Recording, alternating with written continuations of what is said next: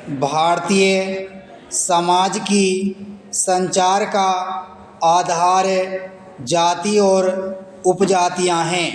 भारतीय प्रशासन सदियों पुरानी सामाजिक विषमता को ठीक करने में व्यस्त है। अनुसूचित जनजातियों, अनुसूचित जातियों और पिछड़ी जातियों के लिए शिक्षा एवं सेवाओं में आरक्षण का प्रावधान भारतीय समाज की एकरूपता एवं समरसता प्रदान करने का विवादित प्रयास है।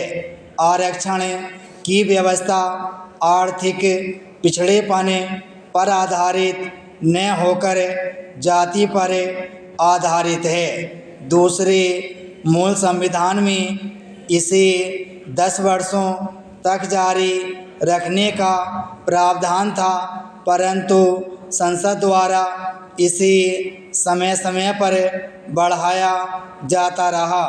अनुसूचित जातियों और जनजातियों के लिए आरक्षण बहुत हद तक उचित है, परंतु पिछड़ी जातियों के लिए आरक्षण का प्रावधान राजनीतिक स्वार्थों से प्रेरित है। राजनीतिक दल वोट बैंक के लिए पिछड़ी जातियों के आरक्षण का समर्थन करते हैं। प्रशासनिक स्तर पर जाति भावना एक गंभीर समस्या है। समजात वर्ण के अधिकारी एवं कर्मचारी एक दूसरे के लिए अवैध और अनुचित कार्यों को करने के लिए तैयार हुए दिखाई देते हैं, परंतु विजातीय लोगों के लिए उचित एवं वैध कार्यों के लिए टाल मटोल करते हैं। जिस प्रकार से राजनीतिक स्तर पर जातियों को संगठित कर एक संगठित वोट बैंक के रूप में परिवर्तित कर दिया गया है, लगभग उसी प्रकार राजनेताओं द्वारा प्रशासनिक अधिकारियों का इस्तेमाल अपनी सत्ता को बनाए रखने के लिए किया जाता है। राज्यों की विधानसभा के उपचुनाव में इस जाति भावना का प्रशासन खुलकर प्रयोग होता है। आम जनमानस में प्रायः देखा और सुना जाता है कि समान जाति है तो इसमें अजीब आशा और विश्वास का संचार होता है, परंतु जब वह विजातीय अधिकारी या कर्मचारी के पास जाते हैं तो उनमें भय और शंका का समावेश होता है।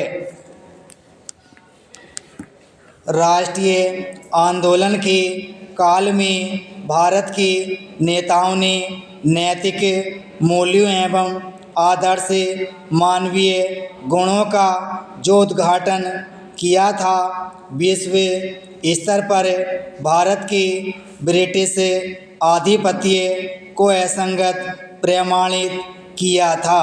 विश्व के अनेक विद्वानों ने कहा, भारत को सभ्य बनाने का अधिकार ब्रिटेन को नहीं है।